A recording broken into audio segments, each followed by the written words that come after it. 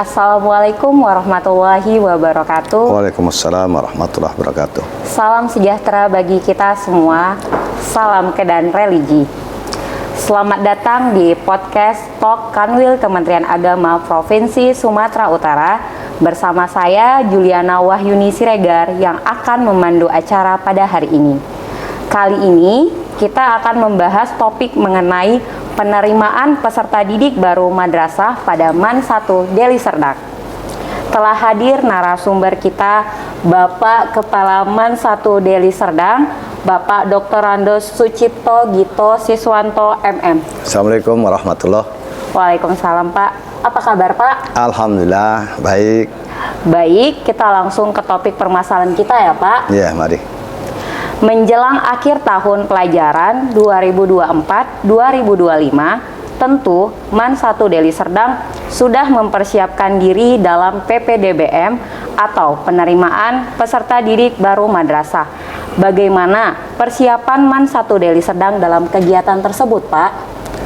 Baik, terima kasih para pemirsa podcast Kanwil Kementerian Agama Provinsi Sumatera Utara yang dirahmati Allah. Saya akan coba mengurai pertanyaan dari Kak Yuni, iya Pak, host kita pada kesempatan ini. Benar sekali bahwa tahun pelajaran 2024-2025 sudah mendekati akhir. Itu artinya kita sudah harus bersiap-siap untuk menerima peserta didik baru tahun pelajaran berikutnya, yaitu tahun pelajaran 2025-2026. Bagaimana kesiapan MAN 1 Deli Serdang dalam PPDB tahun pelajaran 2025-2026 ini? Kami sudah jauh-jauh hari mempersiapkannya, Kak Yuni. Pertama dengan pembentukan panitia, ya, Pak.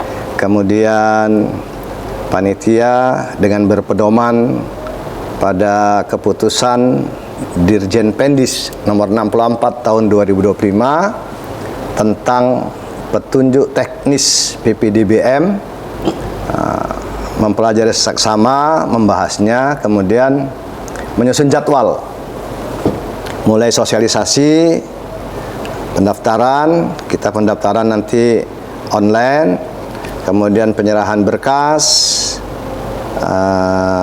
seleksi, pengumuman, sampai daftar ulang.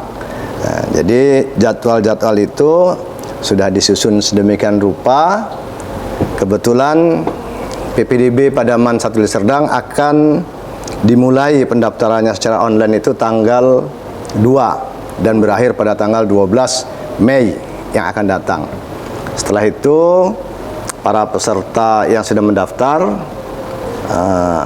menyerahkan berkas, yang dalam berkas itu diantaranya fotokopi ijazah yang dimiliki, MTS, SMP atau paket B, kemudian KK orang tua, akte lahir bagi yang memiliki, pas foto, dan seterusnya. Kemudian kita dalam penerimaan peserta didik baru tahun ini tetap melakukan seleksi seperti tahun-tahun sebelumnya, karena memang tidak semua yang mengikuti PPDB itu dapat kita terima, karena daya tampung kita hanya 6 rombel, yaitu sebanyak yang tamat tahun ini kali 36 peserta didik setiap rombelnya, yaitu sejumlah 216 peserta didik. Itu kira-kira Kak Yuni. Oke Pak, dari ketentuan pada keputusan Dirjen Pendis nomor 64 tahun 2025 ya Pak, mengenai juknis PPDBM, apa saja yang menjadi perhatian madrasah sehingga PPDBM dapat memuaskan semua pihak Pak? Alhamdulillah, kita akan berupaya semaksimal mungkin bahwa PPDBM ini akan memuaskan semua pihak. memuaskan dalam arti yang baik tentunya, memuaskan dalam ukuran dan kriteria tertentu. Bagi yang tidak diterima nanti bisa tidak puas, tapi bukan itu. Dalam hal ini PPDB Pademangan 1 Deli Serdang akan dilaksanakan sesuai dengan ketentuan dan regulasi yang ada, terutama tadi itu seperti yang tercantum dalam keputusan Dirjen Pendis 64 tahun 2025. Iya, Pak. Bahwa rangkaian tahapan yang akan dilaksanakan itu harus memenuhi semua asas yang tercantum dalam juknis tersebut. Yang pertama itu asas objektivitas. PPDB Pademangan 1 Deli Serdang harus objektif. Arti objektif itu yang memenuhi syarat, monggo silahkan mendaftar. Kalau tidak memenuhi syarat, tidak ada jalan lain. Memang tidak memenuhi syarat, itu objektif ya. Yang kedua, transparan. Transparan itu terbuka. Ya. Jadi PPDB Man 1 Deli Serdang itu terbuka untuk umum. Informasinya terbuka ya. Tahapan mulai awal sampai nanti pengumuman terbuka. Tidak ada yang menjadi rahasia gitu. Kalau itu bisa kita laksanakan dengan baik, tentu masyarakat juga akan puas menyaksikan PPDB kita. Yang ketiga, asas akuntabilitas. Bahwa PPDB Pademangan 1 Deli Serdang harus dapat dipertanggungjawabkan. Ya, kalau mungkin bahasa yang tingginya, pertanggungjawaban itu dunia akhirat. Iya, jadi tidak hanya secara administrasi dapat kita pertanggungjawabkan, tapi juga secara moral, ya, dan religi. Yang berikutnya itu asas berkeadilan. Man 1 Deli Serdang dalam penerimaan peserta didik baru tahun pelajaran 2025-2026 itu menampung semua golongan, ya, tidak beda-beda. Jadi berkeadilan itu yaitu tidak diskriminatif. Iya, benar. Baik dari status sosial, status ekonomi, kemudian yang biasalah ras, golongan, dan seterusnya. Bahkan kita juga nanti tidak diskriminatif terhadap kalau ada, yaitu calon peserta didik kita yang berkebutuhan khusus misalnya, tetap kita layani, jadi tidak beda-beda. Asas berikutnya yang tercantum dalam juknis itu adalah asas kompetitif. Karena tidak semua yang mendaftar itu dapat kita terima karena keterbatasan daya tampung, kita akan melaksanakan seleksi dengan kompetensi tertentu, ya. Kompetensinya itu kompetensi kognitif yang sudah terukur seperti tes umum, matematika, bahasa, IPA, IPS, dan terutama tes baca Al-Quran. Karena kita adalah madrasah tingkat aliyah, yaitu SLTA, tentu kita tidak ingin ada siswa yang tidak atau belum dapat membaca Al-Quran dengan lancar. Itu juga termasuk nanti objektivitas, syarat di sana. Jadi secara ringkas, pada intinya Man 1 Deli Serdang sudah siap untuk melaksanakan PPDBM tahun ini. Oke, Pak. Selanjutnya, Pak, yang saya mau tanyakan ini, apa sih yang menjadi syarat untuk mendaftar sebagai calon peserta didik baru Pademangan 1 Deli Serdang? Apakah ada jalur tertentu seperti sekolah-sekolah pada umumnya, Pak? Terima kasih Kak Yuni. Baik, para pemirsa dan masyarakat luas, memang untuk mendaftar tidak hanya di Man 1 Deli Serdang, di madrasah manapun Pertama kita harus mengetahui ya syarat-syarat apa secara administrasi yang harus dipenuhi.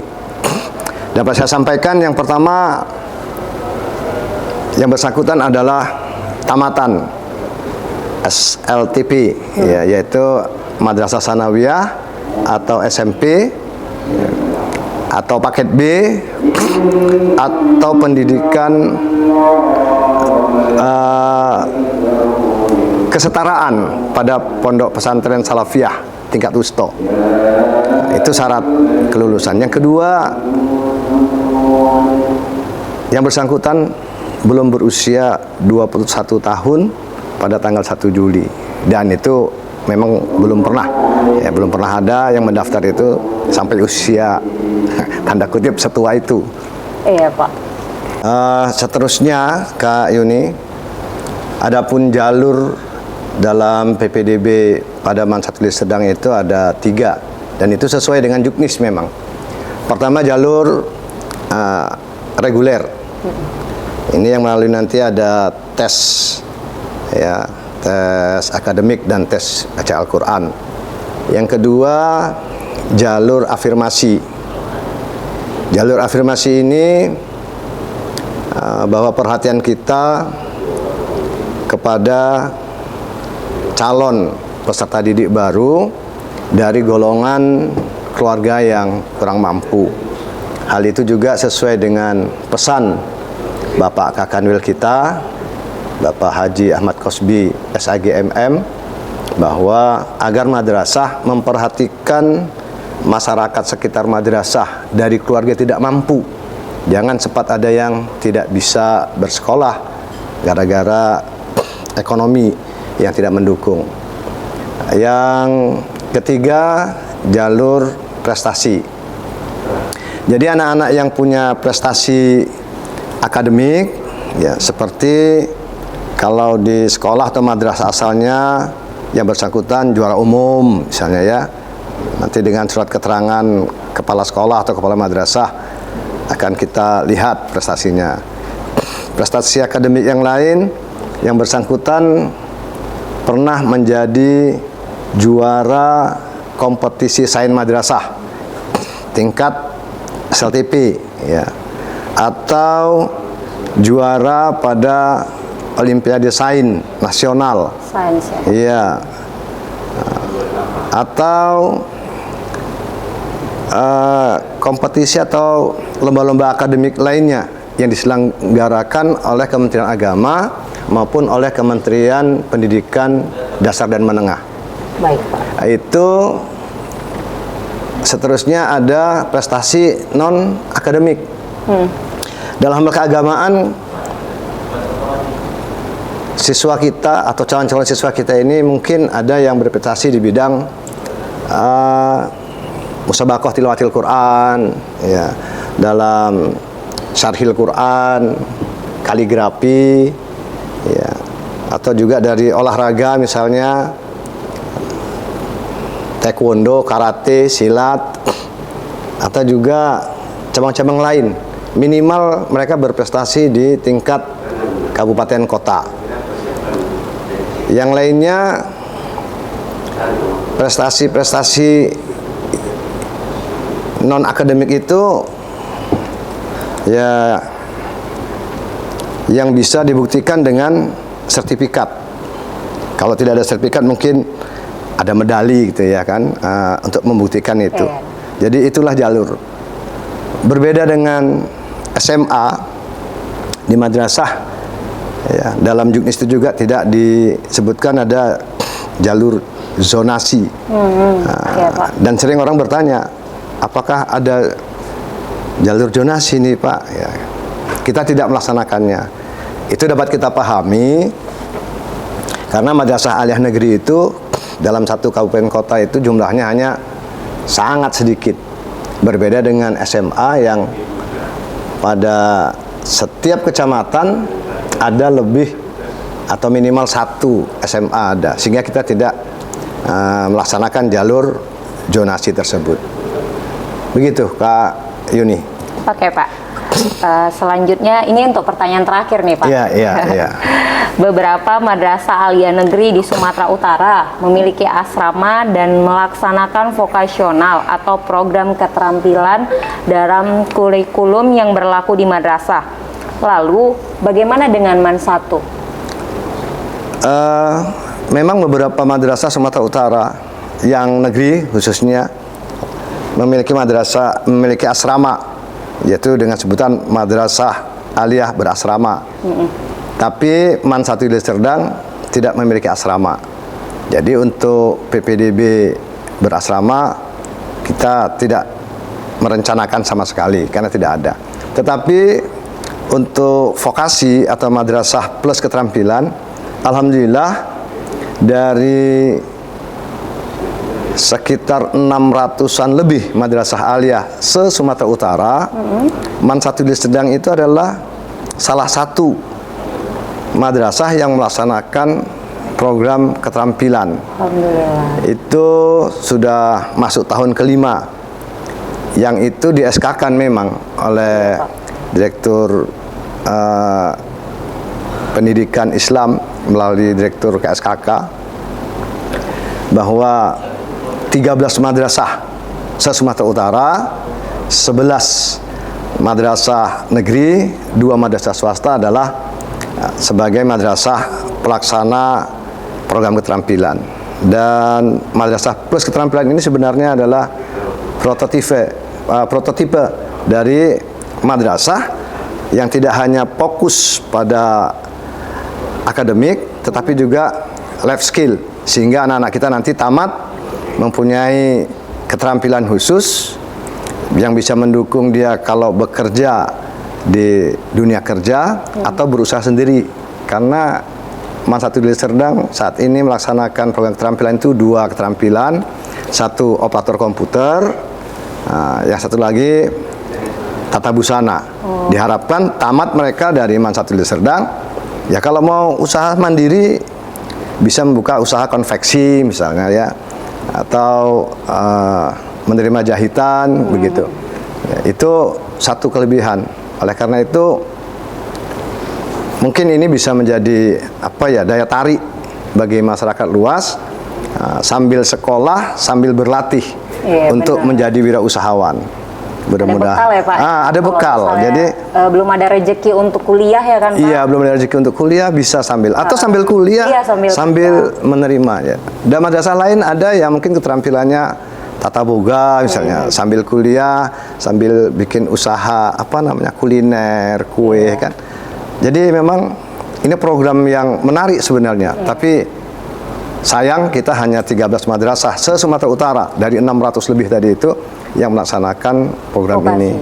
Ya, mudah-mudahan ini jadi keunggulan dan daya tarik tersendiri untuk masyarakat. Mari bergabung dengan MAN 1 Deli Serdang agar kita bekali, selain bekal secara akademik, kita juga bekali dengan life skill, keterampilan-keterampilan khusus. Gitu, Kak Yuni. Oke, terima kasih Pak Siswanto sudah meluangkan waktu dan menjelaskan seputar PPDBM di MAN 1 Deli Serdang. Iya. Semoga informasi ini dapat menjadi referensi bagi adik-adik dan orang tua dalam memilih pendidikan dengan menekankan kecerdasan dan akhlakul karimah. Madrasah maju mendunia. Assalamualaikum warahmatullahi wabarakatuh. Salam Kedan Religi. Kata.